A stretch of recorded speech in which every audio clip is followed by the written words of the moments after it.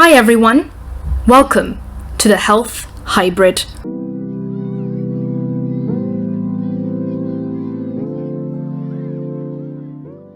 Today I'm going to be discussing something that isn't often talked about, or should I say at all. I've noticed through everyday conversations, the health education I received, and even the media content I consume, that I've never ever heard the effects of delayed reproduction on men. In fact, it never even occurred to me that there may be consequences to delayed paternal age. I have, as I'm sure many of you guys have, heard about the effects of advanced maternal age. Women choosing to have children at a later age do pose some risks. I have been told about these risks since I was a child myself, by loved ones and strangers alike. However, upon a closer look at the subject at hand, I have come to realize that there may be some effects to people, in particular men, who decide to have children at later years. So the question comes to this: do men have a biological clock? We'll now present a series of studies that you can read and that also will be discussing, so feel free to pause the video at any time and take a closer look. In a study that was analyzed in 2017, it was noted that younger women as well as older women face their own challenges in childbirth. For younger women, the challenges in childrearing or childbirth tend to be more social, while for older women, it tends to be more biological. When it comes to paternal age, a lot of the studies that I'm discussing today will be looking at men who are 40 and older as well as 50 and above. Within this study, it was also discussed there was an almost 2 times fold increase in the likelihood of stillbirths and abortions, spontaneous abortions, when the man was either 40 and older or 50 and older. These studies by no means are to say that advanced maternal age has no effect. In fact, it does have a significant impact. Advanced maternal age refers to women who are either 40 years old and over or 35 years and older, depending on the study. For advanced paternal age, the reference tends to be 40 or 50 and above. I think it's important to give these definitions so we can understand what we're talking about during the course of this discussion. There also has been studies discussing that in recent years there has been an increase in older paternal age or advanced paternal age with the passage of time, and that there is a possibility that adverse health effects in children may be attributed to older paternal age. For men, the greatest effect tends to be lifestyle choices, including smoking, drinking, drug use. As men age, there is a greater likelihood of genetic mutations. Sperm count diminishes with age, but it never goes down to 0. It's the quality of the sperm that ends up being affected. Risks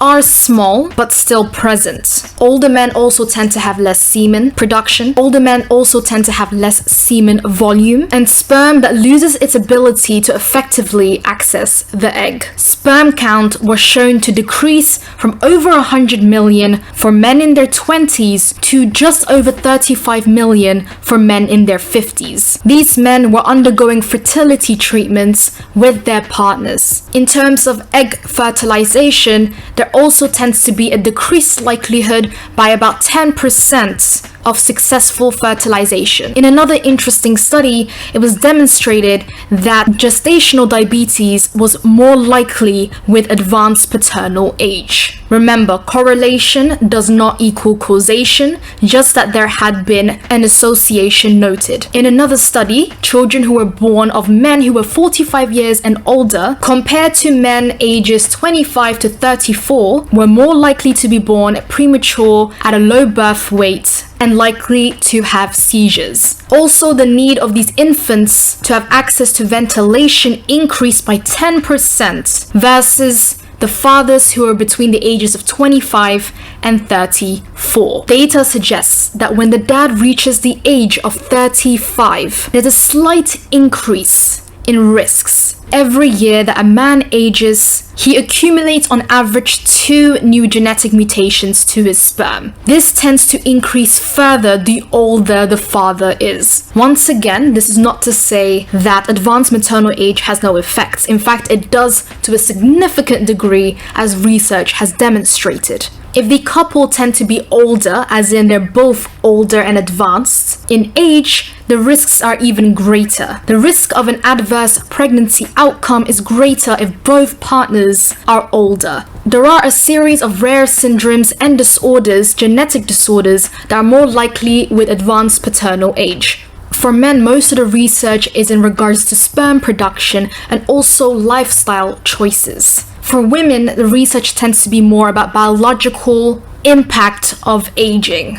By no means is this video or the information within it meant to categorize or even isolate people based on gender or even age. This video was not made to vilify those who decide to embark on child rearing or childbearing in their advanced years. It's simply made to bring to light that many of the arguments in regards to advanced maternal age really only tell half of the story. The effects of paternal age have not been extensively researched. In fact, a lot of the research is in more recent years. Traditionally, a lot of the research was in regards to maternal age. However, what is available is that irrespective of gender, male or female, the younger you are, the more likely you have a healthier offspring. This does not mean that the inverse becomes reality over the passage of time. The key word here is likelihood. Anyone, regardless of these factors, is free to do as they please. Take precautions and take risks